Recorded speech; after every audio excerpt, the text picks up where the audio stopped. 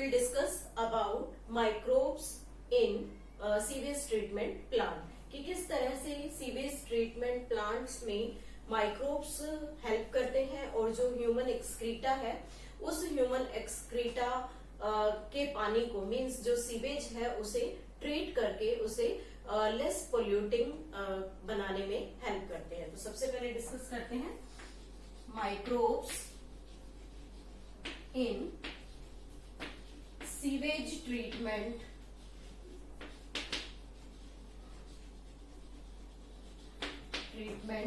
plants. These sewage treatment plants are also known as STPs. जब हम बात करते हैं कि sewage treatment plants, it means what is sewage? Sewage क्या है? Sewage is the water mixed with human excreta. Human excreta containing water को sewage कहते हैं और ये सीवेज घरों से, ऑफिसेस, स्कूल से कलेक्ट होता है और उसके कलेक्शन के बाद इस सीवेज को कई बार अनट्रीटेड फॉर्म में ही वाटर बॉडीज में, नेचुरल वाटर बॉडीज में डाल दिया जाता है। तो क्या होता है नेचुरल वाटर बॉडीज में इसके डालने से? फर्स्ट ऑफ ऑल इस ह्यूमन एक्सक्रीटा में डिफरेंट टाइप्स के माइक्रोब्स प्रेजेंट होते हैं। कुछ ऐसे माइक्रोब्स भी होते हैं जो डिजीज कोजिंग है, means pathogen, means the excreta of some patients related to the microbial disease. तो ऐसे कंडीशन में जो पैथोजेंस हैं वो ह्यूमन एक्सक्रेटा में प्रेजेंट होते हैं and when this sewage discharged into the water body without any treatment then it pollute the water of the natural water body। ये वाटर बॉडी के पानी को पोल्यूट कर देता है और ऐसी कंडीशन में जब वो पानी लोगों के घरों तक वाटर सप्लाई के थ्रू भेजा जाता है तो वहां बहुत सारे जो बैक्टीरियल डिजीज हैं या माइक्रोबायल डिजीज हैं उनका होने के चांसेस इंक्रीज हो जाते हैं। तो इस तरह से हम चाहते हैं कि एक ऐसा प्लान बनाया जाए जिसमें सीवेज को आफ्टर ट्रीटमेंट ही वाटर बॉडी के अंदर डिस्चार्ज करें ताकि लोगों को प्रॉपर सेफ वाटर सप्लाई मिले और उन्हें किसी भी टाइप का माइक्रोबायल इन्फेक्शन ना हो। तो सबसे पहले यहाँ बात करते हैं कि सीवेज ट्रीटमेंट बेसिकली कैसे किया जा सकता है। जब हम बात करते हैं सीवेज ट्रीटमेंट की तो सीवेज ट्रीटमेंट प्रोसेस बेसिकली दो प्रोसेस से किया जाता है। फर्स्ट प्रोसेस है फिजिकल ट्रीटमेंट। फिजिकल ट्रीटमेंट जो है, इसी फिजिकल ट्रीटमेंट को हम यहाँ प्राइमरी ट्रीटमेंट का नाम देते हैं। This is a primary treatment because initially the physical treatment और the primary treatment is done in sewage treatment plant. जब फिजिकल ट्रीटमेंट की बात करते हैं तो यहाँ पर बेसिकली दो प्रोसेस यूज किए जाते हैं। First is the sequential filtration and second is sedimentation. नाम से ही पता लग रहा है sequential filtration means step by step filtration करना। तो यहाँ बेसिकली क्या करते हैं, जो भी सीवेज फ्लो करके किसी सीवेज ट्रीटमेंट प्लांट में एंटर करता है उस सीवेज के सामने डिफरेंट साइज के मैशेस लगे होते हैं और उन मैश से जब ये सीवेज फ्लो करके आगे निकलता है तो जितने भी फ्लोटिंग डेब्रिस होते हैं, they get trapped in this mesh like structure. तो जितने भी फ्लोटिंग डेब्रिस हैं वो सभी इस सिक्वेंशियल फिल्ट्रेशन के थ्रू रिमूव कर दिए जाते हैं। उसके बाद आता है सेडिमेंटेशन प्रोसेस। तो सेडिमेंटेशन में जो ग्रिट है, basically grit, and this grit consist of the soil and small pebbles. जो ग्रिट है उसको यहां से रिमूव किया जाता है। लेकिन इसके रिमूवल पर क्या करते हैं कि यहां से जो फ्लोटिंग डेब्रिस को रिमूव करने के बाद जो सीवेज बचा उसे सेडिमेंटेशन टैंक में डाल देते हैं और वहां सेडिमेंटेशन टैंक में जब उसे कलेक्ट करते हैं तो जो स्मॉल पेबल्स हैं या फिर फाइन पार्टिकल्स हैं मिट्टी के, वो सभी फाइन पार्टिकल नीचे सेटल डाउन हो जाते हैं और ऊपर जो फिल्ट्रेशन का पार्ट है दैट इज इफ्लुएंट, वो जनरली यहाँ पर फ्लो करता है। तो यहाँ पर एक सेपरेशन हो गया कि जो हैवी पार्टिकल्स है वो नीचे सेटल डाउन हो गए और जो फ्लोटिंग वाटर है वो या हम कहें सुपरनेटेड है वो ऊपर की तरफ आ गया। तो जो चीज नीचे यहाँ पर सेटलिंग टैंक में सेटल डाउन हो जाती है it is named as primary sludge, it is named as primary sludge. और जो चीजें ऊपर मीन्स जो वाटर है वो जो ऊपर फ्लोट करता है that is named as primary effluent, इसे बोलते हैं प्राइमरी इफ्लुएंट। यहां तक का जो प्रोसेस है वो फिजिकल ट्रीटमेंट यानी कि प्राइमरी ट्रीटमेंट के अंडर आता है। अब बात आती है कि जो यहाँ सेपरेशन हुआ प्राइमरी इफ्लुएंट और प्राइमरी स्लज का, उसमें से ये जो प्राइमरी इफ्लुएंट है इसे सेकेंडरी ट्रीटमेंट में ले जाया जाता है। तो सेकेंड प्रोसेस आता है हमारा secondary treatment and this secondary treatment done biologically, secondary treatment done biologically, biologically secondary treatment को किया जाता है। अब जब हम यहाँ बायोलॉजिकल बात कर रहे हैं इट मीन्स यहाँ पर डिफरेंट टाइप्स के माइक्रोब्स को यूज किया जाएगा और माइक्रोब्स दोनों हो सकते हैं एरोबिक और एनारोबिक माइक्रोब। अब यहाँ जो प्राइमरी ट्रीटमेंट के बाद जो प्राइमरी इफ्लुएंट बचा, इस प्राइमरी इफ्लुएंट को सबसे पहले सेकेंडरी ट्रीटमेंट में लेते हैं। तो फर्स्ट ऑफ ऑल यहाँ क्या करेंगे, प्राइमरी इफ्लुएंट, प्राइमरी इफ्लुएंट इसे एरिएशन टैंक में डाल दिया जाता है। This is taken in aeration tank, aeration tank, aeration tank में इसे ऐड कर दिया गया। अब जब ये एरिएशन टैंक में ऐड होगा तो यहां पर इसका कांस्टेंट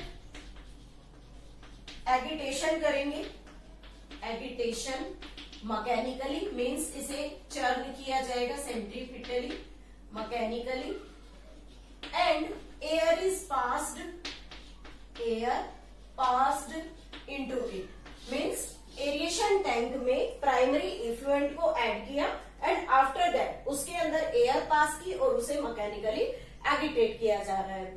तो जब यहाँ पर ये एगिटेशन होगा और एयर पास होगी तो बेसिकली यहाँ पर इस सीवेज में या जो प्राइमरी इफ्लुएंट है इसमें जो माइक्रोब्स हैं these microbes grow vigorously, vigorously microbes जो है वो विग्रसली इसके अंदर ग्रो करेंगे and forms mesh like structure, mesh like structure और वो एक नेटवर्क लाइक स्ट्रक्चर बना लेते हैं that is named as flocs. Flocs basic क्या होता है, flocs are the group of the bacteria with the fungal hyphae, bacteria के साथ साथ फंगल हाइफी का ग्रुप फ्लोक्स कहलाता है। तो जैसे ही कांस्टेंट एगिटेशन या मैकेनिकल एगिटेशन और एयर पास करने के बाद माइक्रोब जो है वो प्राइमरी इफ्लुएंट में बहुत ज्यादा ग्रो करते हैं और एक मैश लाइक स्ट्रक्चर बना लेते हैं जिसे हम यहाँ फ्लोक्स का नाम देते हैं। और ये माइक्रोब फर्दर क्या करते हैं, they will helps in digestion of sewage, यहाँ पर सीवेज का डाइजेशन स्टार्ट होता है और जब हम यहाँ एयर पास कर रहे हैं तो अंडरस्टूड है जो सीवेज यहाँ डाइजेस्ट होगा that is under the aerobic digestion. तो ये सीवेज यहाँ पर एरोबिक डाइजेशन के अंडर पास हो रहा है। अब जैसे ही डाइजेशन यहाँ स्टार्ट होता है it will result into the reduction of BOD, biological oxygen demand, उसको रिड्यूस करने में हेल्प करता है। बीओडी क्या है, that is the biological oxygen demand means the amount of oxygen consumed by microbe to digest the organic matter present in 1 liter of sewage water, कि 1 litre sewage water में जितना organic matter है उस organic matter को complete digest करने के लिए उसमें प्रेजेंट माइक्रोब को जितनी ऑक्सीजन की रिक्वायरमेंट है that oxygen is known as biological oxygen demand. अब ये जो ऑक्सीजन डिमांड है ये जब हम अनट्रीटेड सीवेज लेते हैं उस टाइम उसमें बहुत हैवी डिमांड होती है, एक्सेस में होती है। तो हम बीओडी के लेवल को मेजर करके अंदाजा लगा सकते हैं कि वाटर पोल्यूटेड है या नहीं। मीन्स अगर बीओडी कम है, it means water come polluted है, और बीओडी का लेवल अगर हाई है तो वाटर का पोटेंशियल, जो पोल्यूटिंग पोटेंशियल है, वो भी हाई होगा। तो यहाँ पर digestion of sewage by aerobic bacteria के बाद बीओडी का लेवल सीवेज वाटर के अंदर रिड्यूस हो रहा है। And this reduction of the BOD helps in measuring the level of the pollution in the water. After that, जैसे ही यहाँ इफ्लुएंट का, ये हमने यहाँ पर इफ्लुएंट ही लिया हुआ था, उस इफ्लुएंट में वाटर का बीओडी लेवल जो है वो डिक्रीज हो रहा है। Then after that this effluent taken into the settling aeration tank। Aeration tank में, यानी कि सेटलिंग टैंक में अब उसे ऐड कर दिया जाता है।